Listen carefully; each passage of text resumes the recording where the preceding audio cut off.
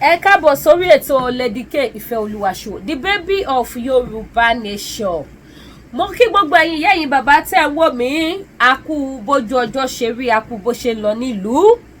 Now, èyí tí mo gbé wá yìí, mo bẹ̀ gbogbo ẹ̀yin tẹ́ bá wo program yìí, mo fẹ́ kẹ́ bá mi fi ara balẹ̀, mo fi Elédùmarè bẹ̀ yín. Kí ẹ bá mi fi wo àwọn videos, ẹ pé mo ní videos, ó túmọ̀ sí wípé a tó video mẹ́rin tí mo máa play fún wa. Tí n bá wá wo time, bí a máa play mẹ́ta, máa play ẹ̀ fún wa. Mo wá fẹ́ kí gbogbo ẹ̀yin olóye onímọ̀ onílàkàyè kẹ́ bá mi fi làkàyè wo ọ̀rọ̀ tó wà lẹ́yìn. Kí lọ̀rọ̀ náà dá lé lórí? Ó dá lórí ọ̀rọ̀ ikú Buhari. Ṣebí ilé ayé gbogbo ṣìkàṣìkà kóró tí ojú àti sùn. Ìyá Kẹsẹt ẹ jáde fún Sunday Igboho. Ìyá Kẹsẹt ti sọ ọ̀rọ̀ ilẹ̀kùn, ẹ bá mi share. Kí ló dé téèyàn máa kọ̀ wà láyé láti máa forí gbé ogun ológun? Inú mi dùn, ayọ̀ mi kún wípé ohun tí Sunday Igboho sọ, Sunday Igboho dúpẹ́ tiẹ̀ ní ọmọ Tinubu náà jáde ó sọ̀rọ̀. Ẹ wá bá mi bi Ìyá Kẹsẹt léèrè wípé nínú ọmọ Tinubu àti Sunday Igboho ta ló sọ̀rọ̀ jù? Bóyá Ìyá Kẹsẹt ò tí rí fídíò tọmọ Tinubu, máa play yẹn náà fún wọn wá gbọ́. Ẹ bá mi fún ètò ìsìta, mo fẹ́ Elédùmarè bẹ̀ yín. Gẹ́gẹ́ bí mo ti ṣe sọ, èmi ò jà mọ́. Social media máa tún yànda. Èmi ò sì ní jẹ́ kó sọ mí di rádaràda bíi tàwọn kan. Èmi ò wá láti wá bá Ìyá Kẹsẹt jà. Ṣùgbọ́n ohun tí ò yé Ìyá Kẹsẹt lèmi fẹ́ kémi àti ẹ̀yin ọmọ kọ́. Tí ẹ kì í ṣe ọmọ àlè kájọ láyé Ìyá Kẹsẹt. Nínú Sunday Igboho àti ọmọ Tinubu ta ló sọ̀rọ̀ jù? Tó bá ní Lady K ó yá kí ló lè rí sọ sí, màá lọ́rọ̀ àwọn méjèèjì mú yes. Ó mú 1000%. Torí èmi gan pẹ̀lú ẹni tó fi ikú yọ Buhari. Mo dẹ̀ máa yọ Buhari lọ títí ayé àìnípẹ̀kun ni. Àfi tá bá gba Yorùbá nation ní mi ní yọ Buhari mọ́. Kí Ìyá Kẹsẹt gbọ́ dáadáa. Gbogbo ẹ̀yin tó bá tún wá kù sẹ́yìn tẹ́ jẹ́ ọ̀tá fún ìrìnàjò Yorùbá àti fún gbogbo ọmọ Yorùbá tí ń ṣe ọmọ kọ́, kí gbogbo yín náà lọ máa múra o. Ẹ̀san máa ké. Ọ̀rọ̀ ìjà kọ́, ọ̀rọ̀ lórí àlàyé ni. Kí ni Sunday Igboho sọ? Màá tún play fún ẹ̀yin tẹ́ bá ti gbọ́. Kẹ́ gbọ́ ohun tí Sunday Igboho sọ tí social media fẹ́ lànà. Kẹ́ gbọ́ ohun tí Sunday Igboho sọ tó wá di bó lo ìyá mi tó dogun tó dìjà. Kẹ́ wá gbọ́ ohun tọ́mọ Tinubu sọ. Màá wá play nǹkan tí Ìyá Kẹsẹt sọ kí gbogbo wa gbọ́. Kẹ́yin olóye, onímọ̀, onílàkàyè kẹ́ wá fi òye gbé. Màá tún wá play fídíò tí ìkànnú àwọn òṣèré orí ìtàgé tá mọ̀ sí àwọn celebrity yìí wa. Tí ó jẹ́ wípé àwọn ló máa ń sọ wípé yẹ bọ́ta ẹ lọ dìbò, tó máa ń kóra wọn jọ, tó máa ṣe fídíò oríṣiríṣi láti fi campaign fún olóṣèlú. Ẹ wá gbọ́ ohun tóun náà tún wá sọ. Ọmọ kan ní Sunday Igboho. Sunday Igboho kì í ṣe ọmọ àlè. Ọmọ kan lèmi Olúwakẹ́mi Ìfẹ́olúwa Àyọ̀ká. Èmi kì í ṣe ọmọ àlè. Ọmọ kan ní gbogbo àwa tá dìde wípé ṣé a fẹ́ gba Yorùbá nation nítorí wípé kí ni àwa ò kì í ṣe ọmọ àlè. A dẹ̀ mọ̀ wípé solution láti gba ìran wa lóko ẹrú nìyẹn. Ìyá Kẹsẹt kí ni Sunday Igboho ṣe fún yín? Mama Kẹsẹt kí lẹ fẹ́ gbà lọ́wọ́ Sunday Igboho at your age? Kí ni ohun tí Sunday Igboho ṣe fún yín? Kí lẹ fẹ́ gbà lọ́wọ́ Sunday Igboho? Kí lẹ fẹ́ gbà nídìí kí ọmọ kékeré bí irú èmi báyìí sìn kí wá bọ́ta kí wá sọ̀rọ̀ sí yín? Ṣóhun àpọ́nlé ni fún yín àbóhun àbùkù? Because Igboho ò ní dá yín lò. Ẹ bá sọ láti ẹ̀ ní ìdọ̀la, wàláì kò ní dá yín lò. Ṣé bẹ́ẹ̀ jọ wà ń Jámínì ni? Tó bá ka yín lára, ẹ tẹ ọkọ̀ létí, ẹ gbabi tó wà lọ. Ẹ má ṣe ní Kẹsẹt mọ́, ẹ ṣe ní face to face. Tó bá jẹ́ wípé ọmọ kan ilẹ̀ Yorùbá tẹ̀ ń pera yín lẹ jẹ́, ẹ lọ bá wọn lọ́wọ́. Kí lẹ fẹ́ gbà ní ìdíbàjẹ́? Gbogbo yín ṣekáṣeká. Ẹ jẹ́ rántí ọ̀la. Gbogbo ohun tá bá ń ṣe ẹ̀san ake. Nígbà tá lára Buhari ò ní ọ̀rọ̀ òun ọ̀tà òun táyé ló kó àìsàn kó àìwo. Ẹ̀yin ọmọ Yorùbá tàtà wọ́n ti forí rẹ̀rù ẹlẹ́rù lórí ọ̀rọ̀ Sunday ọmọ Adéyẹmọ Ìgbòho ṣá wọ́n forí já ilé agbọ́n lórí ọ̀rọ̀ Sunday ọmọ Adéyẹmọ Ìgbòho ṣá wọ́n fẹ́ kú nítorí ti Sunday Ìgbòho lórí social media ẹja mú lẹ́sẹsẹ àkọ́kọ́ mu látòrí Sunday Ìgbòho ẹ bá mi ṣí ẹ̀ kó délé kó dóko ẹ kò yé ìyá Kèsẹ́ẹ̀tì ni wọ́n ní téèyàn bá ti ń dàgbà ó máa ń ṣàrán bóyá ìyá Kèsẹ́ẹ̀tì ti ń ṣàrán fídíò tẹ́ ṣe èmi àwọn bá yí analyse bí ìyá sọmọ kì í ṣe bí ìtọ̀ta nítorí ta bá ní ká dàálẹ̀ ká tún ṣà ọ̀tá lèmi àti yín Yorùbá nation ni mi wọ́n Nàìjíríà ni mi lẹ́yìn ẹni bá sì ti ṣe wọ́n Nàìjíríà ọ̀tá mi ló jẹ́ ṣùgbọ́n mi ò ní ṣe níṣe tọ̀ta màá ṣe níṣe tìyà sọmọ màá fi bá yín sọ ètò ojú òótọ́ ọ̀rọ̀ kò yé yín ni èmi ó sì láyé yín nítorí èmi náà máa dàgbà mi ò ní tẹ ṣaṣọ àgbà mọ́lẹ̀ bó bá tiẹ̀ jẹ́ pé àgbà titi yín ti ṣe láńgbáláńgbá èmi ò wá ní wo titi yẹn mi ò ní wo pé torí ẹ ti dọmọ bíntínní làkàyè yín ò kún mọ́ mi ò ní wò yẹn fi bá yín sọ̀rọ̀ màá bá yín sọ̀rọ̀ bí ìyá sí ọmọ ọ̀wọ̀ tí mo lè fún ìyá mi ni máa fún yín lórí ìkànnì táwa yìí ẹ bá mi gbé ojú ayọ̀ sókè ẹja àjọ gbọ́rọ̀ yìí ohun tí Sunday Igboho sọ rèé o ó yá má jà ẹ gbóhùn sókè.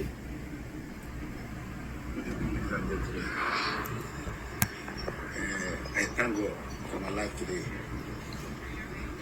My people, Buhari don't die. See life. See life. The Buhari criminal man that sent DSS and military to come and kill me middle in the night in July 1st, 2021. He died today. See life. My people, we're supposed to learn about this. That criminal man, Buhari, Muhammadu Buhari, he don't die. See, I'm alive today. I thank God. God, thank you for my life today. Criminal Fulani man that is with some Yoruba, with some stupid Yoruba people that he can't call and come to my house, middle in the night. They tried to take my life, but God said no. If God said yes, nobody can say no. God said no. See life. You don't die today. Thank God. God, I thank you.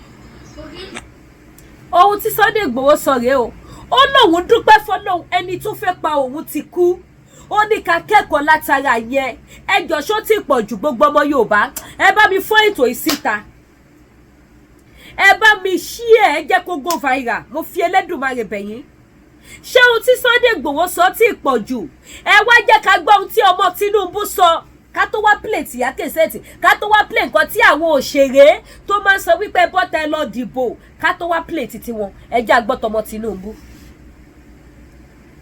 ẹ jẹ́ àgbọ́.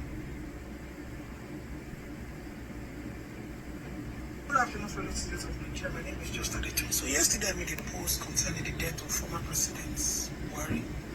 And then a woman, I'm going to put her media page here, came to my page and then made a comment that she's ashamed of me. Some people are mourning and I'm happy and I'm laughing and whatever she wrote.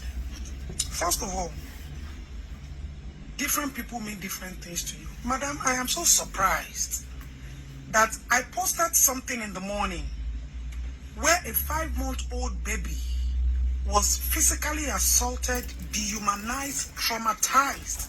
And we went on a rescue mission to save this child from her mother buying her. The mother said she was going to buy. You never saw that post. Because you're a politician, and one way or the other, looking at your profile, you are whether the minister or you benefit from the government, you had the audacity to come to my own page. Now the question is, who is Buhari to me, Adeton, as an activist? Ẹ máa gbọ́ o kẹwàá ní tó sọ̀rọ̀ jù tó yẹ kí ìyá Kèsẹ́ẹ̀tì jáde fún ẹ bá mi share o. Her safety, her life, her trust, and her loyalty to this country.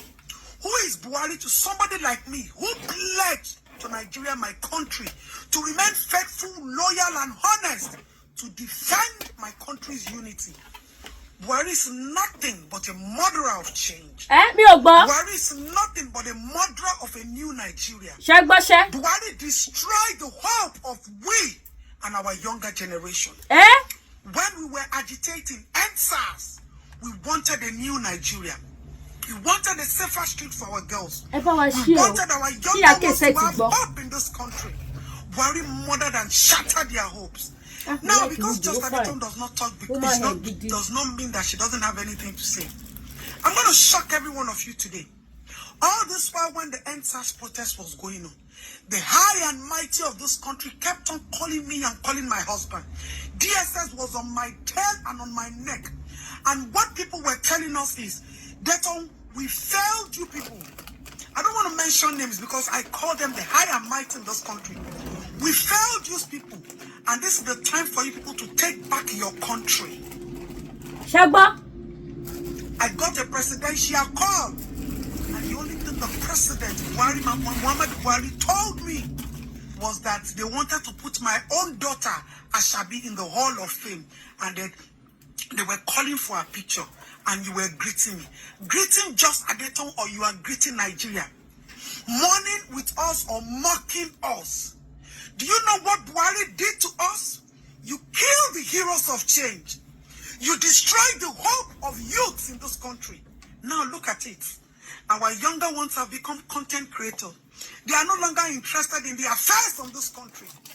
Yoba, you see, when we pray with the depth of our heart and with the pain and the love of our country. And when we swear for you, I just started to, you people are just very quick to forget. I did a national, how do I put it? National message speech to President Muhammadu Buhari. The only thing I received was a call telling me that how is my daughter Ashabi? Ashabi is not the only girl in this country. Every video is not for my daughter alone. My daughter is not a Nigerian citizen, but her motherland remains Nigeria. President Muhammadu Buhari, I said it when you were alive. Tala roba ni ko da fun e. Olosun ni jo da fun e. Tolosun ba ni ko da fun e tori pe o lagbara because you carry power and money. Alale o ni jo da fun e. And truly, ale o son e. Ale o pada son e Muhammadu Buhari. And that grave that they are going to bury you, alale o tun ni son e mo be. Alagbara owulo o ni son e. Alagbara ni boji oku o ni je ko son e. I am saying it because Buhari means different things to every one of us. To those of you that are saying Buhari was good, yes, it might be good to you. But for people like us that cried, that risked our life, and we just wanted a safer society for our young generation. We wanted change, but you were threatened by the fact that we came out en masse and we spoke our voices for the defense and the unity of our own country called Nigeria. And you are telling me that I should cry. Cry for who? Buhari sat down in the corridors of power and gave an instruction that the military should kill every one of us at the protest ground. Ẹ bá mi share ètò yìí ẹ ní gbọ́mọgbìn ẹ̀yin tẹ́ ń wò mí. Ayọ̀ yóò ní dìbànújẹ́ ní wáyọ̀ fún yóò ní gbé yín lọ́mọ lọ. Ẹjọ́ torí tó lọ́rùn ta ló sọ ọ̀rọ̀, ta ló sojú abẹ́ ń kó, ta ló ṣáná sí láùdù nínú Just Adeton àti Sunday Ọmọdéyẹmọ. Sunday ò máa ṣépè fún ibi tó máa sin Buhari sí. Èmi ṣépè, mo fi ilẹ̀ tó máa wọ̀sùn mo fi gégùn níjọ́ tó tún fọ̀ Buhari. Ẹ lọ wo live show tí mo ṣe. Ẹ lọ wo live show tí mo ṣe.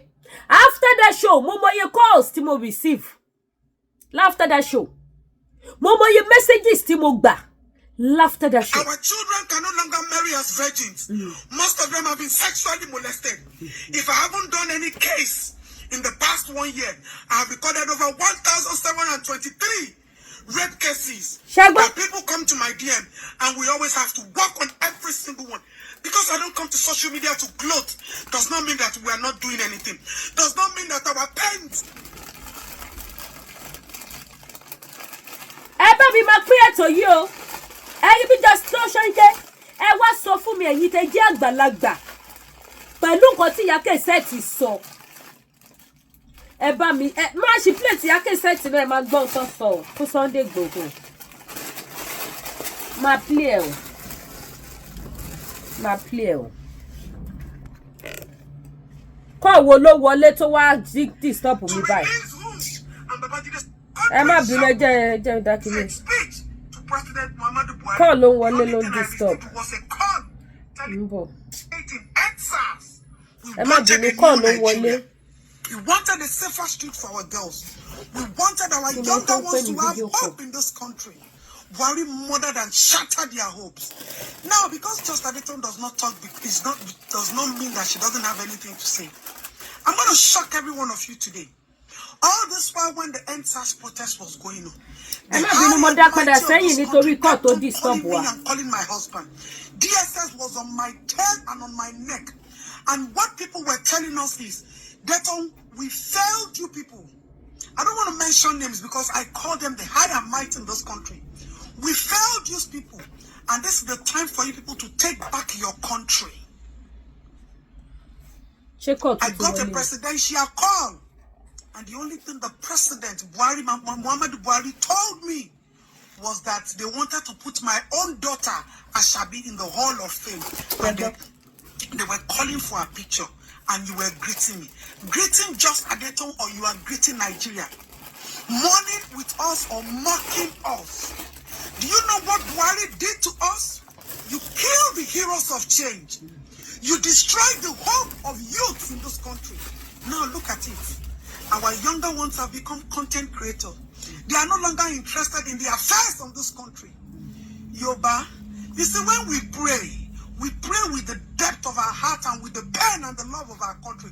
And when we swear for you, Just Adeton, you people are just very quick to forget. I did a national, how do I put it? National message speech to President Muhammadu Buhari. The only thing I received was a call telling me that how is my daughter Ashabi? Ashabi is not the only girl in this country. Every video is not for my daughter alone. My daughter is not a Nigerian citizen, but her motherland remains Nigeria. President Muhammadu Buhari, I said it when you were alive.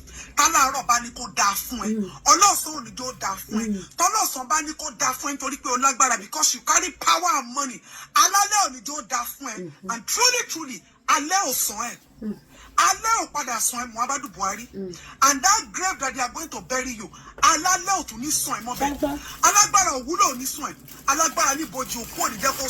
am saying it because Buhari means different things to every one of us. To those of you that are saying Buhari was good, yes, it might be good to you. But for people like us that cry, that risked our life, and we just wanted a safer society for our young generation.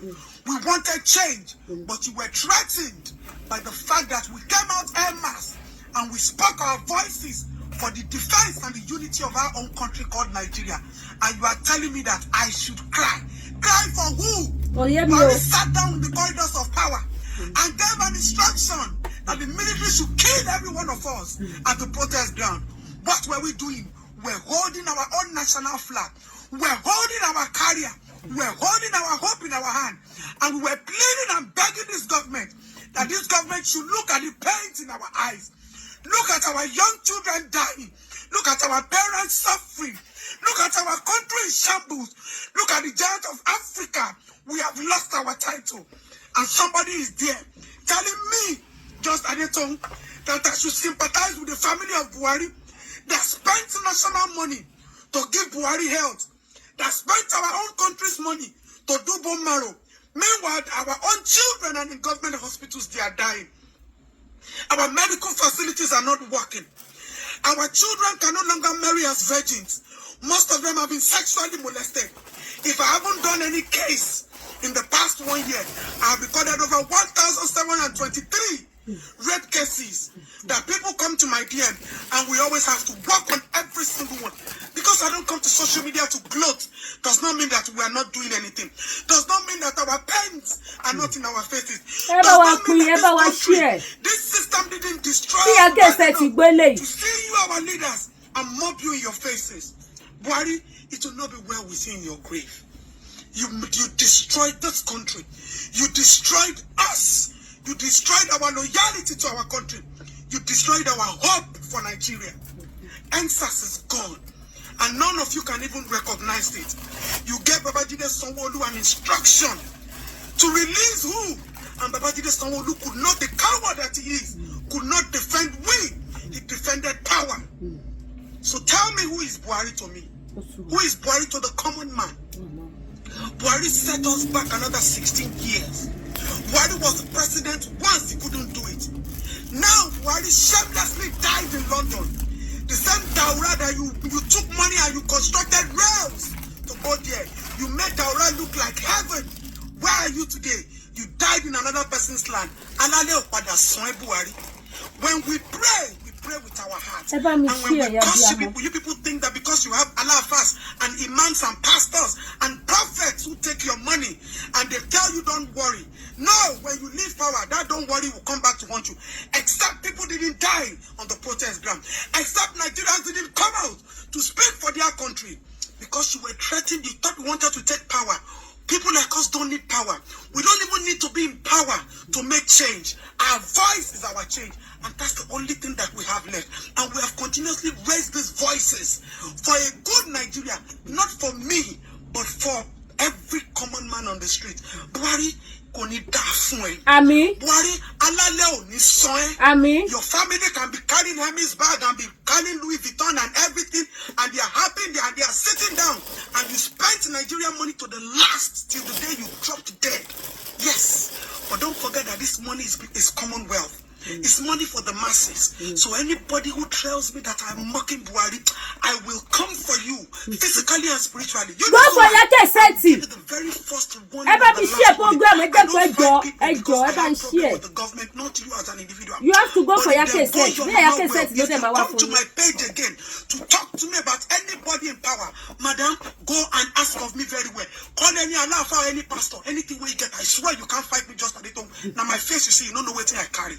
What in humanity, and you are a woman like me? You are telling me because you follow government entourage, because you are chopping government money, and people like us are suffering and speaking and shouting. And our younger ones, our children, the people that we are working every day for, they have lost hope in their own country. And Buhari is part of the problem. You came back the second time, all you came to do was vengeance. You see that border? That border where they do Buhari PA, I've been waiting. Be very careful. Watch what you say this time. Femi, what do they call you? Watch what you utter this time. Because right now, we are grieving in for our loss. Because if Buhari had made that just simple sacrifice for the sake of democracy, I know where we would be today. Just the sacrifice of a second term for the sake of democracy and this country called Nigeria. And that is why President Asiwaju Bola Ahmed Tinubu, you brought that man. I pray that God will give me the grace to ever forgive you for bringing a traitor just because you wanted power. God has given you that power now. Fail! And you will see what will happen to you. Ṣé Buhari ṣe ẹ̀sìn ìlú òyìnbó ni? Èyí tó dùn yín lọ ẹ̀ ní kú ẹ̀ ṣe ẹ̀sìn. Kò dẹ̀ sí bàbá ńlá ẹni tá wọ̀ yín tá wọ̀ ẹ̀yìn sàn. You people think you are wicked. You people think power is everything. But we will tell you that the days we go down on our knees and call on our Creator, we don't go for the sake of it. We go because we mean well. Gbogbo àwọn tó kù. Ẹ bá wa pín fídíò yìí. Kó lọ káàkiri ṣé kìí ṣe call ló disturb wa ṣó ti tán okay àti gbọ́ tán. Ẹ bá mi pín ẹjọ́ tó rí tán lọ́rọ̀ ẹ̀yin tẹ́ ń wò mí. Nínú Sunday Igboho àti Just Adétón tí ń ṣe adopted daughter President Bola Ahmed Tinubu. Ta ló ṣíṣọ lójú eégún? Ta ló ṣáná sí loud? Ta ló go deeper? Ta ló go deeper? Just 1 minute video ni Igboho ṣe o. It's not up to 2 minute video. 10 minutes plus ni video tẹ́ gbọ́ yìí. Tí ìyá Kèsè ti wá ṣe kíni tó wá já sórí social media. Ẹ̀yin èèyàn, ìyá ti dá social media láàmú lọ rẹ́kẹrẹ́kẹ́. Rẹ́rẹ́ ti rú lórí ọ̀rọ̀ voice note ìyá Kèsè. Ẹ jẹ́ n play tí wọn náà kẹ́ máa gbọ́. Ẹ wá gbọ́ ìyá Kèsè. Mi ní gbà wọ́n sójú screen ẹ kàn máa gbọ́ voice wọn ni. Ẹ jẹ́ àgbọ̀ ìyá Kèsè. Ẹ bá share ètò yìí o. Ẹ bá share o. Ẹ ní sùúrù. Ẹ jẹ́ àgbọ̀ yín láti ilẹ̀. Àwọn náà ṣe 10 minutes video. Ẹ jẹ́ àgbọ̀rọ̀ látẹnu ìyá Kèsè. Ó yá. Ẹni bí ọ̀rọ̀ tó sọ. Ìyàwó rẹ̀ dẹ̀ wà lé kò lè bẹ́ẹ̀ sọ̀rọ̀. Ṣé ń gbọ́ wọ́n? Nígbà tí ẹ̀jẹ̀ ọ̀dọ̀ ọ̀la jẹ́ ọ̀dọ̀ tó la, jí ó tọ́ sẹ̀ kankan tó ṣe. Dédé. Ẹni tó tọwọ́ bọ̀, either to lose or to gain. Ní tó o bá tó nǹkan ṣe, kí ló mú ẹ lọ? Àbí ta ń rán iṣẹ́? Yóò bá mélòó èyí tó bá fi ń pamọ́ nínú ẹ̀ tètè tú síta kí gbogbo ayé gbọ́. Yóò bá mélòó ló bẹ́ẹ̀ fọwọ́ sí tó lọ ṣe. Kí ló wò ní nǹkan kan bẹ́ẹ̀ fà? Òun pẹ̀lú rẹ̀ ò jà. Ìwọ àti DSS ni. Fídíò wà ẹni sì wá mú ẹ tó múra bíi Fúlàní yíbò ní máa yẹn mo ní fọ́tò ẹ̀ lọ́wọ́ mo ní fídíò lọ́wọ́ níbi tó ti ń sọ̀rọ̀ ibi wọ́n ti tẹ́ pásítọ̀tù rẹ sílẹ̀ àti gbogbo ID card rẹ mo ní lọ́wọ́ Sunday lọ ṣọ́ra ẹ̀. ṣé ń gbọ́ ya kí n mọ̀ ti wà ní tí ò dá nílẹ̀ Yorùbá lọ́tẹ̀ yà lè gba nọ́nsẹ̀nsì pẹ̀lú ẹ Yorùbá lè ṣàwọn náà lẹ́ ń ṣe rádaràda bí ọlọ́kà táwọn ọmọ ọlọ́mọ ti kú ẹ ti sọ ẹlòmíì dópó ẹlòmíì ò ní bàbá mọ́ ẹlòmíì gbogbo ọmọ rẹ̀ ti kú àwọn míì wà lẹ́wọ̀n ó sọ yẹn. Sunday Igboho ó yà ọ̀pọ̀lọpọ̀ lẹ́nu tí ìṣèpele mi nìkan ló yà mama ẹ̀yin nìkan ló jọ bí ìyàlẹ́nu lójú yín kò yà anybody lẹ́nu ẹ gbọ́rọ̀ lẹ́nu àwọn ọmọ kan sí. ẹni tó ń sọ̀rọ̀ sí yìí tó ń sọ pé inú rẹ̀ dùn báríkà nǹkan tó ń ṣe sẹ́rímọ́nì lé lórí kí ni nǹkan tó ṣe fún ẹ tá a bá dà á lẹ̀ ká tún sà ṣọ́ra iṣẹ́ tó lọ tọwọ́ bọ̀ ni Buhari ò sánkú gbogbo ẹnu ni mo fi sọ 30 years ló fi jù ẹ lọ ó tún kú nípò olórílẹ̀-èdè ní Buhari ó tún sọ lórí fún Yorùbá ẹ fún wọn gangan ó tún pàṣẹ lé ẹ lórí dépò máa yìí kò bẹ ẹlẹ́jọ́ ó sọ ó lóun pẹ̀lú rẹ̀ ò jà gbogbo fídíò tó bá fẹ́ ká tún bẹ́ẹ̀ kó jáde abẹ́ kó jáde kí ló dé tó fi ní ẹ̀mí kínní wò ó lọ free chess yẹ kó lè bá wà free Sunday Igboho. ṣé ń gbọ́. Pure Pave Technologies is proud to. èwo leléyìí kó sì lọ ẹ má bínú àwọn onípolówó ni. Introduce a groundbreaking formula which achieves sustainable perennial surfacing. ẹ má bínú jàre ẹ má bínú ẹ jọ̀ọ́. òsì Ògbómọ̀ṣọ́ gan ló ti ẹ̀pọ̀ ní bọ́dà Cameroon nígbà yẹn àwọn Ògbómọ̀ṣọ́ Ìbàdàn àwọn àlú òkè la pọ̀ ní sáìdì yẹn wọ́n ń pa wá bí ẹran ní. Buhari lè sọ wọ́n dẹ̀ sì máa sọ history rẹ̀ kó tètè gíráàbù ẹ̀ kó mọ̀ iyì tí Buhari gbà ó lè gbà á ó lè rí káàtì gbogbo ẹ̀ nù iṣẹ́ tó gbéṣe nígbèsí ayé rẹ̀ history tó dáa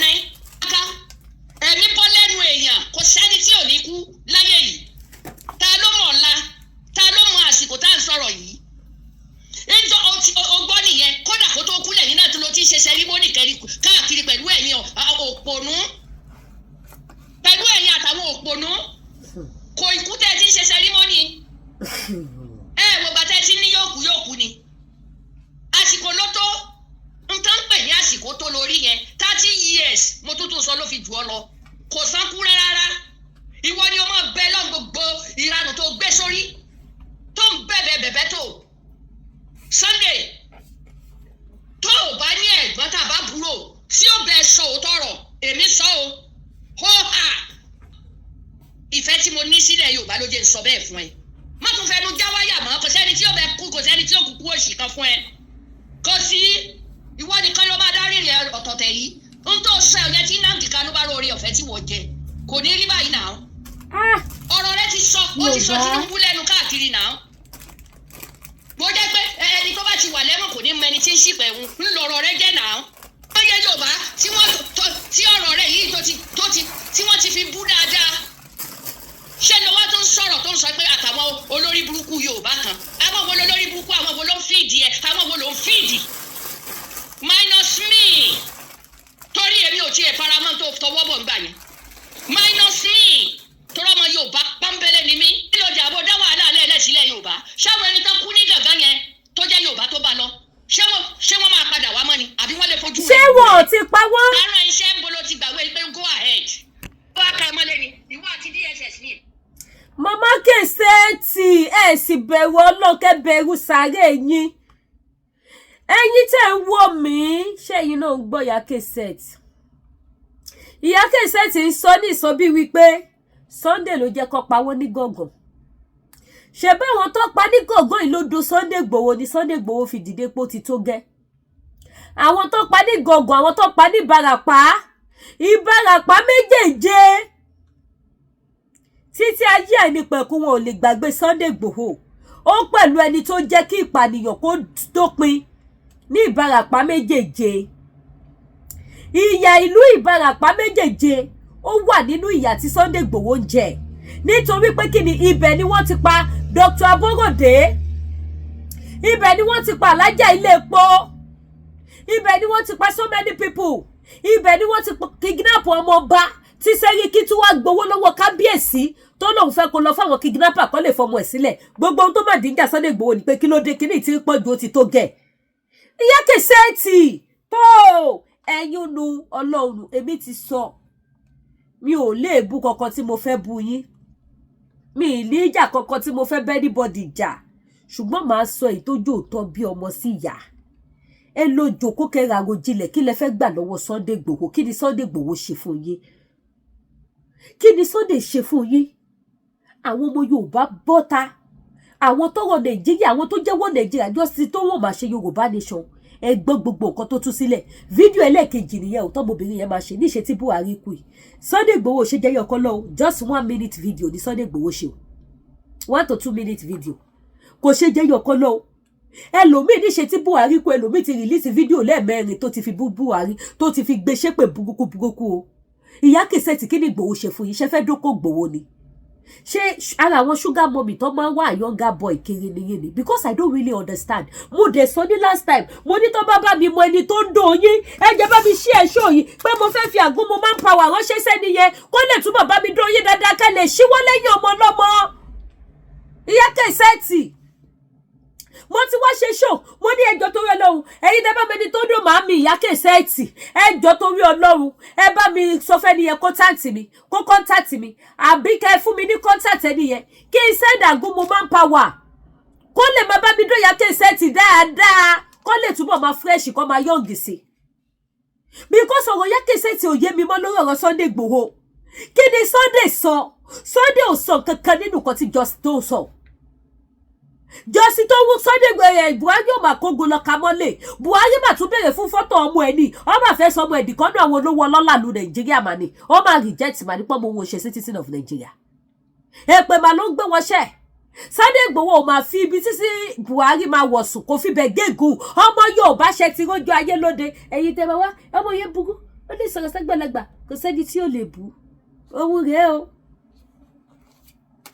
ẹ ṣàjọjú gbogbo ẹ lọ ẹ bá àwọn tó dò ìyá kẹsẹ̀tì mo fẹ́ fàgùnmu manpower àjẹbí idán bóyá tó bá mi dò ìyá yóò dà pé ẹ̀mẹ́ta ló dò ìyá kẹsẹ̀tì lọ́sẹ̀ tẹ́lẹ̀ tó bá sọ ìyá kẹsẹ̀tì dẹni tó máa dó lẹ́ẹ̀mẹ́wàá lọ́sẹ̀ ìyá kẹsẹ̀tì oníráyè ṣe ṣọṣọṣọṣọṣọṣọ ibi tó yẹ ká ti bọ́mọdé àní máa bá gbàlagbà bẹ̀ kó ṣe bí òpònú mo fẹ́ lédùmarè bẹ̀yìn ìyá kẹsẹ̀tì ìyá dáadáa ni wọ́n mo fẹ́ kọ́gùn lẹ́mì nǹkan kan lọ́ ṣì wà lákọ̀ fún ọ̀rẹ́ ni dó wọn dáadáa ẹ já mọ́ gbọ́n mọ̀ máa lọ mẹ́lí sọ fún yín pé mi ò bá yọjà bá ìyá kẹsẹ̀tì lọ́la bá pàdé wọn sí ìkúnlẹ̀ ẹsẹ̀ méjèèjì ní máa kí wọn bá pàdé ìyá kẹsẹ̀tì lọ́la sí máa kúnlẹ̀ ẹsẹ̀ méjèèjì ní màámi ní máa pè ìkúnlẹ̀ yín kí wọn ni èmi ò bá yọjà ṣùgbọ́n màá sọ̀rọ̀ òtítọ́ gẹ́gẹ́ bí ìyá sọmọ ìyá mi ni ìyá kẹsẹ̀tì ohun tó bá fẹ́ ló bá jẹ́ pé ìyá oko ló ń jẹ wọ́n níṣòro àdánwò oko ẹni tó kọlà oko ẹni tó kọlà ẹjọ́ torí Ọlọ́run ẹ̀yin tẹ́ bá lè bá mi wọ ẹni tó kọlà tó sọnọba tó dúró re bí Sunday Igboho ẹjọ́ torí Ọlọ́run físà ọ̀fẹ́ la máa ṣe fún dé Germany kó lọ máa bá mi dó ìyá kẹsẹ̀tì ó yá. ti gbọ́ ọ̀sán ìwọ yìí nìkan ìwọ ló máa kọ́kọ́ lọ ẹ̀wọ̀n ni ẹlòmíín rìn lọ gan lásán ẹ̀wọ̀n yàlú ẹlòmíín rìn lọ mọ́tò gbàdánù ogun láyé yìí either to succeed or to lose. àtijọ́ tó ti ń pa àwọn èèyàn ìyá kẹsẹ̀tì ò jáde ṣe kẹsẹ̀tì ó wù wọ́n há. má sọ yóò wá láti ẹ̀jẹ̀ pé òní là lẹ́ẹ̀kẹ́ ni inú wa bá dùn. bí sọ tábà ti ń sọ̀rọ̀ ìlà yẹn ló ṣe ìyá kẹsẹ̀tì. ọmọ Burkina ni but ìlà máàpù ti wà lẹ́ẹ̀kẹ́ rẹ̀ kí ló dé èmi bọ́lá rẹ̀ èèyàn I thank God ibo ló ti thank God ó mọ̀ ẹ́ pọ̀ ṣẹ̀ṣẹ̀ tún bẹ̀rẹ̀ ìrìn àjò ni. tí wà láì tí Nnamdi Kanu tó bá jáde lónìí yóò mọ̀ pé bàbá Tinubu ló jẹun jáde Nnamdi Kanu ló ṣe bàbá Buhari gan ìwọ gan fẹ́ ra ayé ẹ̀ mọ́ ni ìwọ ló mọ tó tọwọ́ bọ̀ tí gbogbo ẹ̀ fi rí falafala fún ẹ wá ń kúrọ́ mọ́ Yorùbá nation ṣé wọ́n tó gba Yorùbá ni káàkiri ẹ̀ pé region lásán táàsì lásán kan fi sí ó mọ tójú bàbá Tinubu rí lọ́wọ́lọ́wọ́ báyìí dépò ìwọ ni ta ni lórí ẹ̀mí tó ti ẹ̀bọ́ tó káàánú ọjọ́ kan Buhari tó ní kí DSS wá pa mí. ìyá rẹ̀ kú òjò lọ sòkú ìwọ mọ̀ jáde ó lọ sòkú ìyá rẹ̀ àbọ̀ lọ sòkú ìyá ẹ̀ ó bẹ̀bẹ̀ sí n tó ń pè ní ìjọba lórí yẹn kì í ṣe pé ní wọ́n fi ṣìkà fún un ó dẹ̀ ṣẹlẹ̀ lórí ẹlòmíín náà tó tún jọmọ ìlú rẹ̀ ó ní rárá kò lè lọ bàbá ẹ̀ kú ẹ̀wọ̀n yẹn náà ló wà ṣọwọ́ lérò pé wọ́n dáwọ́ sí wọ́n fi ẹnìkan lẹ̀ ní irọ́ ni kí ló tún dá dúró ṣé kàn tún wọlé ẹ má bínú ó dà pé kàn tún ni ẹ má bínú àfi sùúrù. bí tán pè ní Yorùbá ní bàbá Tinubu tó ò bá gbọ́ lónìí kó gbọ́ ọlá ẹni tó jẹ nìyẹn bó bá ṣe rádaràdà kan wà láìtàláì wọ́n á gbé wò ẹ́ lójú fún tó tiẹ̀ ṣe lẹ́ni tó fẹ́ sọ Yorùbá lẹ́nu àwọn Yorùbá burúkú wo náà pa wọ́pọ̀ tán fẹ́ pa ẹ́ wà á dákọ̀ wọn tó ò bá dákọ̀ wọn wà láìtàláì lọ wọnú kọ́mẹ́ǹtì bá ṣe ń sọ̀rọ̀ sí ẹ̀ odidi pírẹsidẹ́ǹtì ìlú ló kú yẹn ìwé bó ṣe bẹ́rì rẹ̀ ṣé ní ìwé kọ́nà bó ṣe bẹ́rì ìyá rẹ̀ kọ́ ní ìwọ ṣe bẹ́rì ìyá tiẹ̀ kí ló ń sọ yìí eléyìí tó wà nù rẹ́kọ̀d ẹ ti sọ pé yókù tán pè ní Ọlọ́run lẹ́gbọ́n yẹn tó yíká gbogbo ayé wọ́n sọ báyìí ó wá gbé bàbá Buhari síwájú Buhari dọ̀ǹda ẹ̀ǹdẹ́ kò sánkú ìwọ ni kò máa bẹ lọ́hùn kó ojú èjì rẹ̀ yẹn lọ ìgbà yẹn ló tó mọ̀ pé òye bọ́ njọgbọ́ ntí ara bàbá yìí ti gbà láti ju ayé rẹ̀ iṣẹ́ kò ṣe ó tí ẹ̀ lè rí ṣe ní. torí pé ńgbà tí Ìyákẹ́sẹ̀ ti ṣe kínní àwọn èèyàn ṣí ẹ̀ ó lè káàkiri káwọn èèyàn wá gbọ́ ọ̀rọ̀ lẹ́nu jọ́sí tó wọ́n tún ṣe máa plate àwọn òṣèré náà fún yín o. ayé ní gbogbo àdúgbò dàrú Sunday lọ ṣọ́ra ẹ̀ mi ò mọ Buhari rí mi ò sì mọ wọn náà rí njọ mo wá tètè wá fọ́lé ẹ kò sí ni ọ̀tá ẹ ni mo wí ó sì máa káàánú njọ yẹn àwọn òṣèré máa rẹ́rìn adẹ̀ ń bú ẹni tí ń sọ̀rọ̀ sí ọ à ń bú àfáà tí tó sọ̀rọ̀ sí ọ lọ́jọ́ náà àṣẹwọ̀ gan-an ó dìsáàbù ọ̀rọ̀ ní sọ sí. ìṣẹ́jú tó kàn gbọ́ gbàrà yẹn ò sì ti fò bóde òun fi ẹni tó kú ṣe yẹ̀yẹ́ ó mọ̀ kí ni mo fẹ́ pè ẹ́ náà wọ́n ń perú ẹ̀ lágọ̀ọ́ tó fẹ́ búlọ́ọ̀kù ara ẹ̀ pẹ̀tọ̀ orí rẹ̀ mú ta ni bàbá eléyìí ò sánkú ìwọ ni ọmọ tọrọ àtúbọ̀tán Kánú ó ní mo mọ̀ pé yes ó fèsì wípé yes ìlú àwọn ni ẹ wo bó ṣe sọ̀lúdà iṣẹ́ tó fẹ́ gbà ni ọmọ bọ́ iṣẹ́ bẹ́ẹ̀ mi bá lè bọ́ kó bọ́ ló gba táwọn ẹ̀ ń ṣẹ́ níbo onídìí owó onídìí okọ̀ ni nà. Sunday ó kọjá yìí ẹ níbi ọ̀rọ̀ tó sọ. white and waves. ìyàwó rẹ̀ dẹ̀ wà lẹ́kọ̀ọ́ lè bẹ́ẹ̀ sọ̀rọ̀ nígbà tí ẹ̀jẹ̀ ọ̀dọ̀ la jẹ́ ọ̀dọ̀ tó la jí ó tọ́sẹ̀ kankan tó ṣe é dédé èmi tó tọwọ́ bọ̀ either to lose or to gain ní tó o bá tó nǹkan ṣe kí ló mú ẹ lọ àbí tá a rán iṣẹ́ yóò bá mélòó èyí tó bá fi ń pamọ́ nínú ẹ̀ tètè tú síta kí gbogbo ayé gbọ́ yóò bá mélòó ló bẹ́ẹ̀ fọwọ́ sí tó lọ ṣe kí lóun ò ní nǹkan kan bẹ́ẹ̀ fà òun pẹ̀lú rẹ̀ ò jà ìwọ àti DSS ni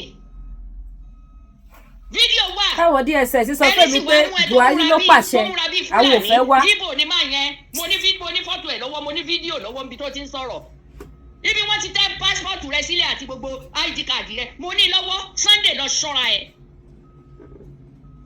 mọ́ pẹ́ǹsì wa ní tí ò dá nílẹ̀ Yorùbá lọ́tẹ̀ yà lè gba nọ́ńsẹ̀nsì pẹ̀lú ẹ Yorùbá lè ṣàwọn náà lẹ́ ń ṣe rádaràdá bí ọlọ́kàtà àwọn ọmọ ọlọ́mọ ti kú ẹ ti sọ ẹlòmíì dópó ẹlòmíì ò ní bàbá mọ́ ẹlòmíì gbogbo ọmọ rẹ̀ ti kú àwọn míì wà lẹ́wọ̀n ò sọ yẹn Sunday Igboho ó yà ọ̀pọ̀lọpọ̀ lẹ́nu tí ìṣèpele mi nìkan ló yà lẹ́nu ṣá o.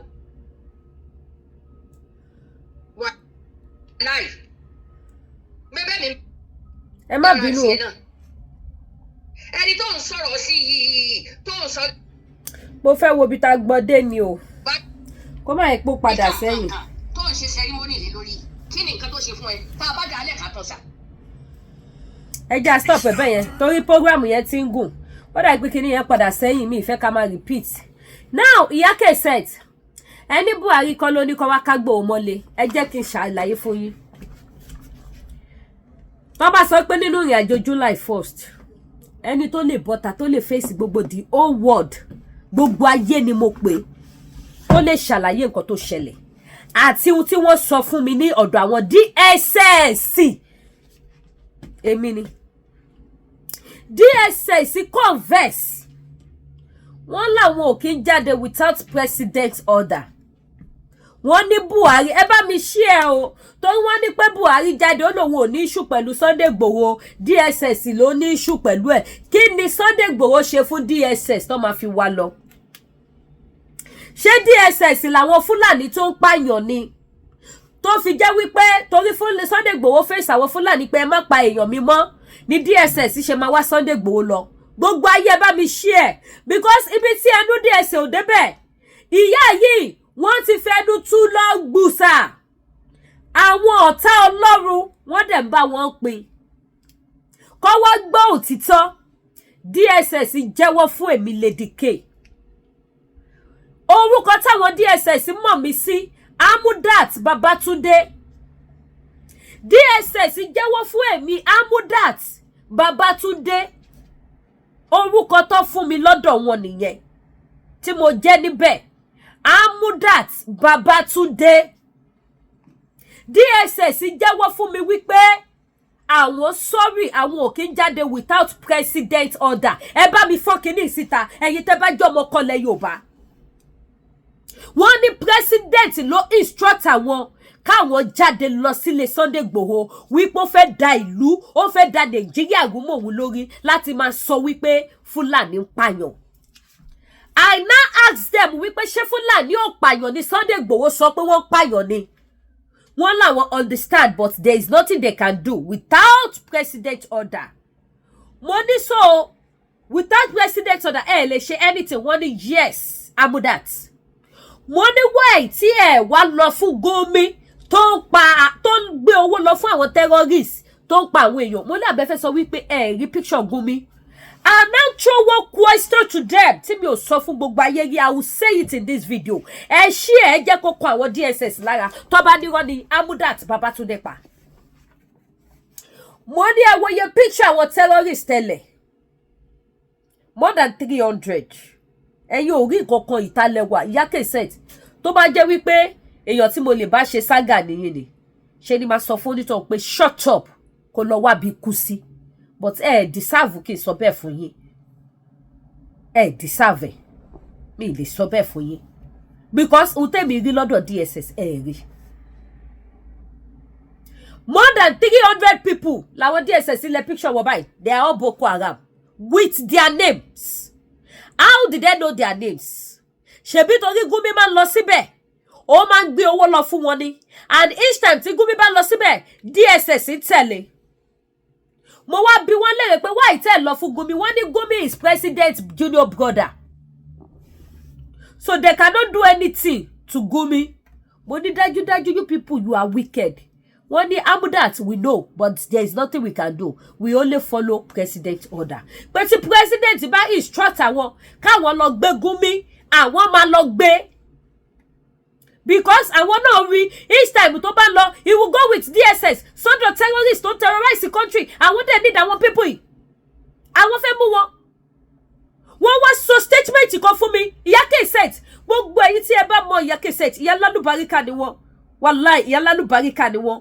Ibi tó kọ̀ kọjú sí wọn, ẹ̀yìn ló kọ sẹ́lòmíì. Ibi tó gbà kọjú sí gbogbo ayé, ó ti gbà fi kẹ̀yìn sí Iyake said. Mi ò bú Iyake said. Mi ò búyàn. Iyake said tẹ́ bá dé wo show tẹ́ bá rí bí tẹ́ ọ̀rọ̀ mi bá ti bí yín nínú tó ẹ̀rí ní rí èbú ẹ má bínú. But má sòótọ́. Àwọn DSS sọ statement yẹn fún mi. Wọ́n ní Amudat. Keep this to yourself. Tí new president mi bá jẹ, àwọn pray kò ní power. Ibi tẹ́ máa ti mọ̀ wípé Tinubu wà powerless ní Nàìjíríà. That is why tí Iyake said gan fi lè máa sọ wípé ṣé mọ̀ nǹkan tí Tinubu ń go through. Tinubu is going through a lot ní Nigeria because he's powerless. Kò lágbára. And I'm happy to hear this from Iyake said wípé ṣé mọ̀ nǹkan tí Tinubu ń go through. Tó bá jẹ́ Tinubu lágbára ni, he will not go through a lot ní Nigeria because he's the head of the country. Wọ́n wá sọ fún mi wọ́n ní àwọn gbàdúrà pé next president kò síjọ́ tí bá tí wọ́n sọ̀rọ̀ yẹn mo máa ń rántí face ẹni tó sọ̀rọ̀ yẹn láàrin wọn fún mi. Ó láwọn pray pé next president tó bá máa jẹ kó jẹ́ ẹni tó máa lágbára wípé tó bá ṣe ń débẹ̀ báyìí tó bá fún àwọn ní 24 hours káwọn arrest Buhari gógógógó àwọn máa gbé tó bá fún àwọn ní order. Pé Amudat keep this to yourself. Kó lè mọ̀ wípé àwọn ṣe iṣẹ́ títa àwọn lọ́nà tó tọ́ tó yẹ àwọn ṣe alábòsí bí àwọn DSS ṣe sọ fún mi jọ yẹn. Wọ́n ní Amudat keep this to yourself. Ẹ bá mi ṣe ètò ìgbogbo ẹ̀yin tẹ́ bá ń wò. Wọ́n ní jọ́ tí president mi bá jẹ tó bá ní power tó bá fún àwọn ní order káwọn arrest Buhari kò ní pé 24 hours àwọn máa gbé Buhari àwọn máa gbé Gumi inú sẹ́ẹ̀lì bí láwọn gbé wọ̀ bọ̀. Wọ́n ní ṣé mo rí next cell tó wà lẹ́gbẹ̀ẹ́ Nnamdi Kanu ibi táwọn máa ń jọ àwọn powerful top people sí nìyẹn. Wọ́n ní bẹ́ẹ̀ làwọn máa ń jọ àwọn méjèèjì sí. Wọ́n ní trust àfi tí president ò bá ní power bí wọ́n ṣe sọ fún mi nìyẹn. Mo fi gbogbo dáadáa tí mo fẹ́ jẹ́ ní ayé mi, mo fi gbogbo alálẹ̀ ilẹ̀ Yorùbá, gbogbo òòṣà tó bẹ́lẹ̀ Yorùbá, Ọlọ́run tó wá dá ayé àti ọ̀run tó dá gbogbo wa, mo fi búra ọ̀rọ̀ tí mo sọ fún yín níwájú gbogbo ayé. Bí DSS ṣe sọ fún mi nìyẹn. Ìyá Cassette, what else do you want? Because ẹni Buhari sọ pé òun ní issue pẹ̀lú Igboho. Were you there? Why don't you oh, Lady K, calm down. Inú ti fẹ́ máa bí mi. Èsì gbọ́dọ̀ sọ̀rọ̀ sí Ìyá Cassette. Àní mi ìjà mọ́, mi ò bá gbàlagbà mọ́. Ẹ jẹ́ dákẹ́ báyìí. Má jẹ́ sọ̀rọ̀ because the more tí bá ṣe sọ̀rọ̀ inú yẹn máa bí mi, ó máa dùn mí. Mi ì dẹ̀ fẹ́ wojú Ìyá Cassette. Tá bá dálẹ̀ tá bá tún ṣà ọmọ gan ni Sunday Igboho jẹ́ sí wọn. Àwọn ni wọ́n so ìwé agbẹjẹ́mọ́ wọn. Kí wọ́n respect ara wọn tó jẹ́ pé anything báyìí wọ́n á ti gbọ̀n jáde. Anything Lady K, anything Sunday Igboho, màmá kí ló dé kí lẹ fẹ́ gbà lọ́wọ́ Lady K àti Sunday Igboho. Ẹ̀yin tẹ́ ṣe fún mi, ẹ̀yin ni mo fi yín rí. Ṣó tẹ́ ṣe fún mi. Ẹ̀yàn kan sì pè mí àsàtànà, màmá lálùbáríkà kan pè mí láti Amẹ́ríkà. Ó ní kí ló dá wa tí Ìyá Cassette pọ̀, mo ní ìyá mi ni wọn, kò sí nǹkan tó ṣe mi àti wọn. Cassette yẹn ti pẹ́, ẹ gbàgbé ẹ̀. Ohun tí mo sọ fún ìyá yẹn nìyẹn, mo ló ti pẹ́, ẹ kúrò ńbẹ̀. Ẹ wá bá mi share ilé inú, ẹ bá mi jù sínú àwọn group, ẹ jù sórí Facebook, ẹ jù káàkiri. Èyí tẹ́ bá lè screen record bẹ́ẹ̀ screen record ẹ kẹjù kiri. Buhari ló wọ́ DSS wá gbé Sunday Igboho, kì í ṣe DSS ló ṣáájú. Àwọn DSS ò ń ṣe èèyàn burúkú. Ìyá Cassette, ẹ má paint àwọn DSS ní èèyàn burúkú. Èmi ní àǹfààní, mo bá wọn jẹ, mo bá wọn mu. Àbí DSS tó ń jẹ bisikíìtì lọ́wọ́ tó lámúdágbà kò jẹ, ṣé mi ti bá jẹ, ṣé mi bá mu? Ṣé mi bá jẹ, ṣé mi bá mu? DSS tó wò mí sùsùsùsùsùsù tó ní Amda kí ló fẹ́ tí mo ní ẹ wò ó tẹ̀ sú mi, gbogbo ẹ̀kọ́ sú mi, kò yé mi mọ́, kíníkan tó ló dá kí ló fẹ́ kọ́ lọ bẹ̀rẹ̀ wá tí mo ní mo fẹ́ jẹ fruit tó ní kọ́ lọ ra fruit wá fún mi. Ṣé mi ti bá jẹ, ṣé mi bá mu? Ṣé mi mo ṣiṣẹ́ owó sí lápò? Ó mú owó nínú àpò ara ẹ̀ ní gbangba ní òkè iṣẹ́ yìí o. Débi tẹ́ máa sọ pé bóyá ó toast mi torí olórí burúkú làwọn èèyàn wọn pẹ́ táìpì sí ọ̀rọ̀. Lójú gbogbo wọn báyìí ló ti mú owó fún obìnrin tó máa wà pẹ̀lú mi yẹn. Àwọn obìnrin méjì náà ló máa ń ṣe shifting tí mo fi kúrò bẹ̀ pé kó lọ ra fruit wá fún mi. Wọ́n ra gbà, wọ́n ra watermelon, wọ́n ra cucumber wá fún mi lọ́jọ́ náà. Ó tún níjọ́ kan tó ti wọ́n mi sùsùsùsùsù nígbà tí mo pin ọ̀rọ̀ tí mo kàn wò sùn bí ẹni ọmọlúbọ ni Ìyá Cassette, bí ẹni tí ọkọ̀ ìlú Ìyá Cassette já sílẹ̀ tí mo wò sùn. Ó ní kí ni mo fẹ́, mo ló tiẹ̀ sú mi, mo ló jẹ́ òlọ́ lẹ́nu mi. Ó ní kó lọ ra ládà yogurt wá fún mi. Ọ̀rà wa mo mú. Ó ní pálí. Ẹ̀kan náà tí mo gbé sókè báyìí ni mo mú tán fe, mo ju pálí ńlá yẹn lẹ̀, pálí ńlá yẹn. Ọ̀rà wa fún mi. Ṣé mi ti bá wọn jẹ, ṣé mi bá wọn mu? Wọ́n sọ ìtọ́jú òtítọ́ ọ̀rọ̀. Wọ́n ní president order lọ́wọ́ tẹ́lẹ̀. Bí wọ́n ṣe dé ilé Sunday Igboho, wọ́n narrate sórí yẹn fún mi. Ìyá Cassette, ẹ ṣọ́ra yín. Ẹ dúró sọpọ̀ ọ̀wọ̀. Mo fi Elédùmarè bẹ̀yìn màámi Cassette, Ìyá Cassette. Ẹ jọ̀ọ́ màámi. Ẹ jọ̀ọ́ ẹ túwọ́ lẹ́yìn Sunday Igboho. Bí wọ́n ṣe dé ilé máa yẹ gbogbo ẹni wọ́n narrate sórí yẹn fún mi. Wọ́n ò sọ fún wọn pé bẹ́ẹ̀ ló ń lọ. Àwọn ọ̀gá wọn kọ́ ni wọ́n jọ ṣe mítìnì. Wọ́n kàn lọ kó àwọn èèyàn ni, wọ́n kàn lọ kó gbogbo we are going for mission ni. Nígbà tí wọ́n dé Ìbàdàn tán làwọn DSS àtàwọn sójà mọ̀ pé lè Sunday làwọn lọ. Èyí tó tọ̀ sára pé yé kí lẹ́lẹ́yìí, kí làwọn ọ̀gá ìdánwò yìí. Wọ́n ní wọ́n kàn lé àwọn sórí field ni, ìgbóyá ọkọ wọn wá látọ̀ṣun, ọkọ wọn wá káàkiri àti Ọ̀yọ́, wọ́n lọ kó wọn ní gbogbo barracks gbogbo kinní, wọ́n kó wọn wá, wọ́n wá mount àwọn síbì kan. Wọ́n láwọn wò pé wọ́n mission wo làwọn fẹ́ lọ fún. Wọ́n ní wọ́n sọ fún àwọn ọ̀gá mẹ́ta péré ló wà wí ẹ̀bí tó lọ. Wọ́n ní wọ́n sọ fún àwọn Ìyá Cassette. Ẹ ṣọ́ra yín. Ẹ ní fojú sunkún àwọn ọmọ yín. Ẹ fi Sunday Igboho lọ́rùn sílẹ̀. Gbogbo ohun tó bá ṣe kò kàn yẹn tí ní kì í ṣe family yín ẹ̀dẹ̀ fi lọ́rùn sílẹ̀. Ẹ̀dẹ̀ fi lọ́rùn sílẹ̀, ṣẹ́yìn nìkan lẹ wà Nàìjíríà ni, ṣẹ́yìn nìkan lọ́mọ Nàìjíríà ni. Kí ló dé màmá ẹ̀dẹ̀ jọ́? Ẹjọ́ náà èmi yìí kí lè di kí ìwà kó wá bu yín, ọ̀la kó wá bu yín. Ṣó make sense? Kò make sense. Ẹjọ́ ẹ fi Sunday Igboho sílẹ̀. Bó ṣe kọjú sóní kálukú ló ṣe fèsì ẹ̀ tí bá ní kí n máa sọ̀rọ̀. Ilẹ̀ akún ilẹ̀ amọ́. Prógrámù yìí á gùn. Mi sì fẹ́ kó gùn torí mo máa polówó aṣọ. Polówó ọjà tí mò ń tà. Wọ́n gba Yorùbá nation, ẹ fi Sunday sílẹ̀. Ìyá Cassette àtẹ̀yí tó kù. Gbogbo bó ṣe rèrè yẹn làwọn pípọ̀ ìṣàlàyé. Àwọn kan bẹ̀ wá, okay, ṣe bẹ́ wá 12 lọ kó lọ s'Abuja, ẹ lọ béèrè lọ́wọ́ àwọn tó kù. Wọ́n bẹ̀ wá lójú ọ̀rọ̀ ní pé ká jọ ká má bínú. Àwọn ò mọ̀ pé lè wa làwọn bọ̀. àwọn ọmọ pé Ìgbòho ni pé táwọn bá mọ̀ ìmí sọ wípé ká lóun mọ̀ nígbà tó pé òun gan òun máa lóun yàgbẹ́ ó ní because kọ́kọ́ wọlé ni máa bọ̀ wá sí we are going for a mission ó ní ṣé táwọn dé gbà ó ní ká láwọn mọ̀ pé ní Sunday làwọn lọ ní ìtọ́ lóun máa sọ pé òun yàgbẹ́ lọ́wọ́ pé òun kọ́ yàgbẹ́ tóun bá ti dúró báyìí ìgbẹ́ ní gbúgbúgbú ìmí ló wá sọ wípé bóun ṣe ń sọ̀rọ̀ yìí òun wà lọ hospital ó ní kálukú wọn ṣàṣọrí ṣe pé kọ́tà wọn máa sọ nìyí àwọn ò ní lọ kẹ́lẹ̀ mọ̀ wípé àwọn DSS ó ń ṣe wèrè kí ló dé táwọn tó wá wà táwọn fẹ́ ya wèrè DSS are not stupid they are good woman being and they know what is wrong and what is right. It's Buhari that give them order. And Buhari is dying now. Ó ti kó ti lọ. Èmi gan máa yọ Buhari àtúkútúkú ẹ̀ lọ́nà ọ̀run. Ilẹ̀ agbóná mọ́, ọ̀run agbóná mọ́, ayé àbàjẹ́ sí lájú ilé ọ̀run. Kí lẹ fẹ́ ya kí ṣe ẹjọ́ máa mi? Ẹjọ́ náà. Ẹ ṣe wí agbẹjẹ́mọ́wọ́. Ẹ bọ́lẹ̀ lórí ọ̀rọ̀ Sunday Igboho. Ẹ wá mi ṣe. Ẹ máa dá íńtánẹ́ẹ̀tì rú lọ bẹ ṣe dàrú lọ bẹ ṣe bá wọn ṣe program àbòsí kiri ẹ continue màmá ẹ jọ ẹ yí wọ yín sàn Lady K o ti sọ̀rọ̀ ẹ má bínú ìyá Kẹsẹtì ẹ jẹ́ agbọ́tẹ lómi mo ti dákẹ́ ẹ pé mo ti lọ́ra mi fẹ́ sọ̀rọ̀ mo ti dákẹ́ ẹ jẹ́ agbọ́tẹ lómi ẹ jẹ́ agbọ́tẹ àwọn òṣèré ó yá. Buhari kú Sunday Igboho wá sọ̀rọ̀ àwọn kan wá ní ẹ̀wọ̀n kì í fi kú yọ̀yàn táwọn àti ẹ̀fi kú yọ gbogbo èèyàn ó jẹ́ Buhari. Ó sún wa. Òkè Buhari tó rán àwọn èèyàn jàǹdùkú kọ́ lọ pa Sunday Igboho mọ́lé kò fẹ́ fi kú yọ Sunday Igboho lọ nígbà lọ pa wọ́n. Ó sún mi. Ó yẹ kí Sunday Igboho dá lásì títì kó kó ẹ̀ yọ̀ nínú sàárè táwọn àti ẹ̀wà ní fi kú yàn á jẹ́ Buhari. Ṣé àwọn Nàìjíríà emotion yìí pọ̀? Buhari kú.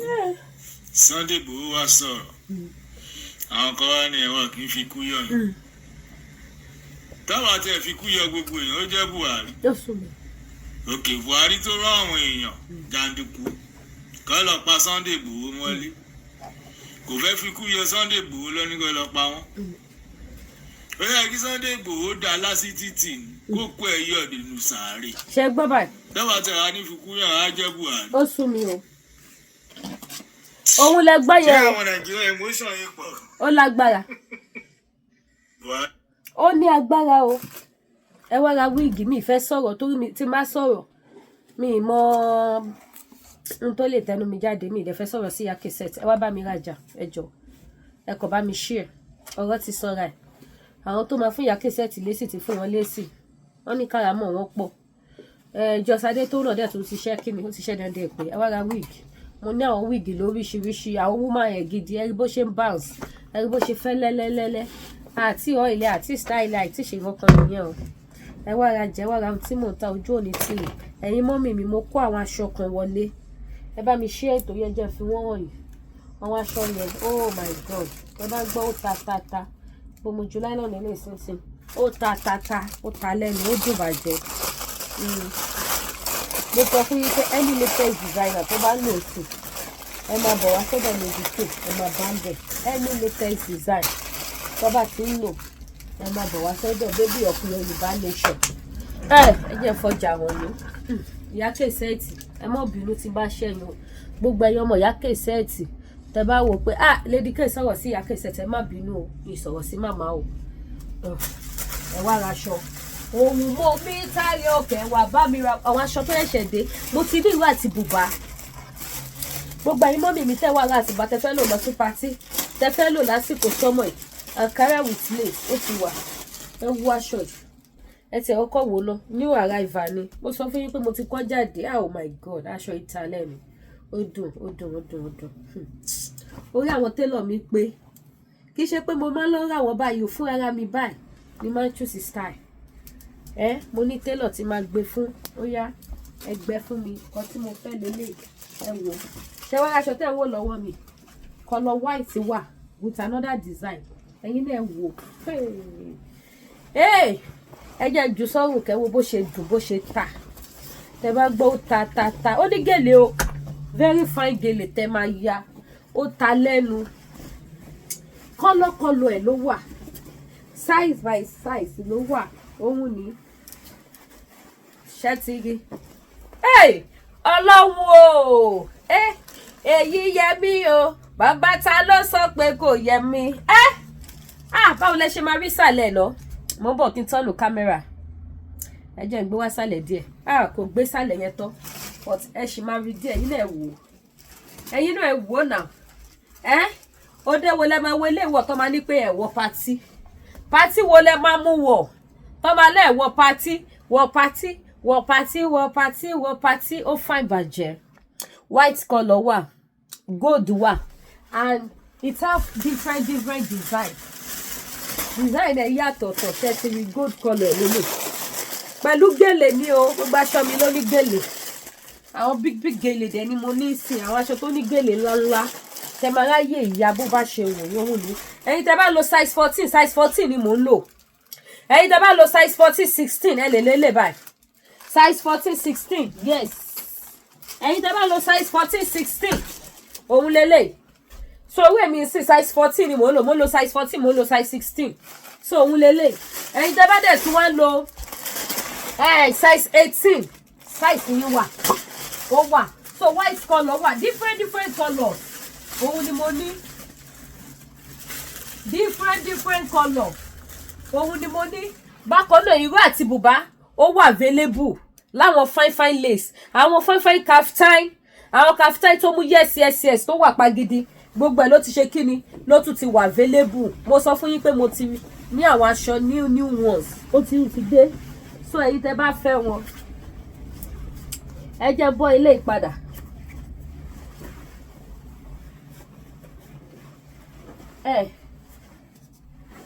Yes.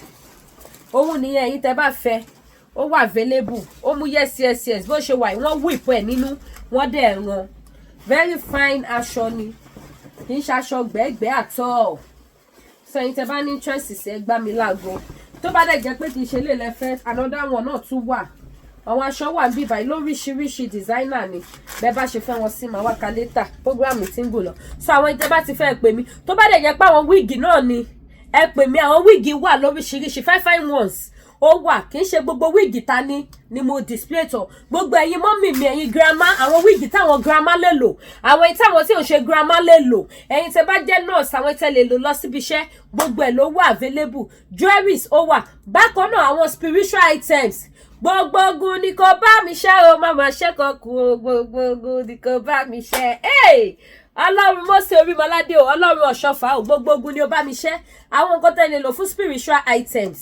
Àwọn nǹkan ìṣẹ́gun, àwọn nǹkan àánú, àwọn nǹkan aṣínà, àwọn nǹkan ọlà, àwọn wègúnwẹ̀ èpè, arọ́bí lóríṣiríṣi, àwọn iṣẹ́ lóríṣiríṣi, àwọn iṣẹ́ ìfẹ́ náà wà, àwọn àgbélépọ̀tá àti bẹ́ẹ̀ lọ lóríṣiríṣi iṣẹ́ gbogbo ẹ̀ ló wà ẹ̀bẹ̀ àwọn àgbà iṣẹ́ àánú lóríṣiríṣi ẹ wo mi ò lè ká tán àwọn nǹkan tẹ́ lè lò fún spiritual items ọ̀nà àṣì ọ̀nà àlà gbogbo ohun tó ń bá yín lẹ́rù yẹn gbogbo ẹ̀ máa dópin gbogbo ìgbéyàwó mi fẹ́ túká ọkọ mi ń wò ta gbogbo ẹ̀ máa dópin jọba ara yín kalẹ̀ because kò easy kò sọ́kọ̀ ń ta o òun làkèrè ṣe gbé títí ẹ̀ pọ̀n ọkọ wọn lóde gbogbo àwọn nǹkan tẹ́ wá lè lò fún àwọn nǹkan bí àmúbọ́ gbogbo ọtẹ yẹ pé tó bá ń pọ̀ ṣú nǹkan tó ń pọ̀ ṣú ẹ̀ á kù díẹ̀ kó bọ́ sí bá dẹ̀ jábọ́ lulẹ̀ kó dáa ṣẹ́rílẹ̀ ayé ta wáyé ogun láyé àràgbésì láyé ilé ayé èèyàn gbọ́dọ̀ dira kó múra sọ́rọ̀ ara ẹ̀ wọ́n ní kíní kan ò fẹ́ kárẹ̀rù ká sọ̀ àforí ẹni ló yọ ni èèyàn ò fẹ́ kárẹ̀rù ká sọ̀ o so mo bẹ̀ yín mo rọ̀ yín gbogbo ẹ̀yin mọ́mì ẹ̀yin dádì mi ẹ má dúró ẹ má wòra yín níran ẹ múra sọ́rọ̀ ara yín ẹ dira ẹ tọ́jú ara yín ẹ bá tèèyàn jẹ́ náà ẹ bá tèèyàn jẹ́ so tẹ bá ń lo àjò tẹ́ ẹ dira all the time kò sẹ́ṣẹ̀ níbẹ̀ bible gan sọ ní búburú ní gbogbo ọjọ́ ká máa fàdúrà ra ìgbà padà àwọn ohun àdúrà tá lè máa fi ra ìgbà padà fi dáàbò bo ara wa fi iṣẹ́ ogun fi gba ọlá àti ọrọ̀ wọlé gbogbo ẹ̀ ló wà available lọ́dọ̀ Lady K Ìfẹ́olúwaṣọ bákan náà àwọn lọ́fíńdà lóríṣiríṣi ṣé Miss Paris ni ọ̀nàlà ni back to sender ni Holy Michael ni 77 ni àti bẹ́ẹ̀ lọ miracle ni àti bẹ́ẹ̀ lọ divine grace gbogbo ẹ̀ pátápátá ló wà available lọ́dọ̀ Lady K Ìfẹ́olúwaṣọ èyí tẹ́ bá ti fẹ́ ẹ pè mí àdúrà gbogbo wa máa gbà ní kó sọ́wọ́ ayé pápẹ́ ayé òní ní mú wa mo láwọn pef lóríṣiríṣi ń bí mo láwọn ìta ti ṣiṣẹ́ sí mo láwọn tẹ́ lè lò tó àti ṣiṣẹ́ sí fún back to sender mo dẹ̀ láwọn tẹ́ lè lò fún àánú ojú rere àti àánú bẹ́ẹ̀ nílé ayé yìí kò ṣe dúró owó òsì kí n tó lówó gbogbo ẹ̀yin tẹ́ bá ní shop tẹ́ fẹ́ kọjá yín kó máa move dáadáa káwọn customer máa patronize yín ẹ jẹ́ kí n mọ̀ àwọn nǹkan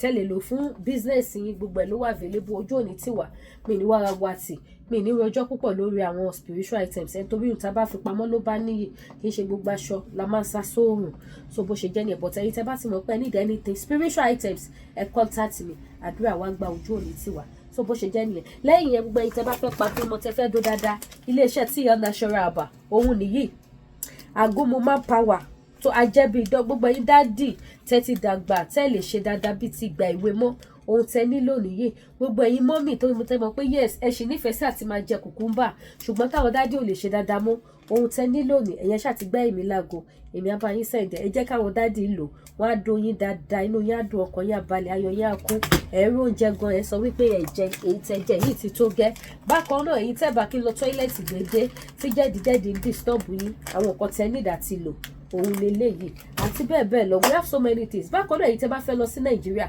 tẹ́ bá nídìí apartment tẹ́ lè lọ́ọ̀jì sí ẹ̀yin ẹ pè mí kí n fún yín ní phone number ilé iṣẹ́ direct service apartment ẹ lọ lọ́ọ̀jì síbẹ̀ just 2 minutes drive sí international mohammed airport ní regret pẹ̀ lọ́ọ̀jì síbẹ̀ ibẹ̀ wà pa wà òkè dáadáa security wà 24 hours light 24 hours internet àwọn òṣìṣẹ́ tó máa bá yín ṣe oúnjẹ tẹ́ bá fẹ́ fún rárá yín wọ́n á bá yín ṣe nínú apartment yín wọ́n á bá yín dìṣẹ́ sínú fridge àwọn àbẹ̀ ẹ̀kọ́ máa gbé nǹkan yẹn máa microwave sí ní regret pé lọ sí nàìjíríà ní regret pé àmọ́dé nàìjíríà mi ṣẹ̀ṣẹ̀ wá bí tí mo ti fẹ́ jẹun káàkiri no kò sí gbogbo yẹn níbẹ̀ kitchen wa everything wà ẹ pè mí tẹ́ bá nìdẹ ojú òní tìyìn whatsapp number tí mò ń lò ní sí òun lẹ́wọ̀n lójú screen yìí ẹ ṣé gan mo dúpẹ́ ẹ subscribe sí youtube channel mi ẹ wá bá mi share ètò yìí kí etí tó gbọ́ àlọ́ kó gbọ́ àbọ̀ gbogbo àwọn tó ti gbọ́rọ̀ yá kèsèsì kí wọ́n wá gbọ́ ti Just Adé tó kọ́ gbọ́ ti Sunday Igboho kọ́ wá wò ó pé tí ò bá sí nǹkan kan níbẹ̀ ta ló yẹ kó jáde fún bó ṣe jẹ́ nìyẹn ẹ ṣé gan ire o.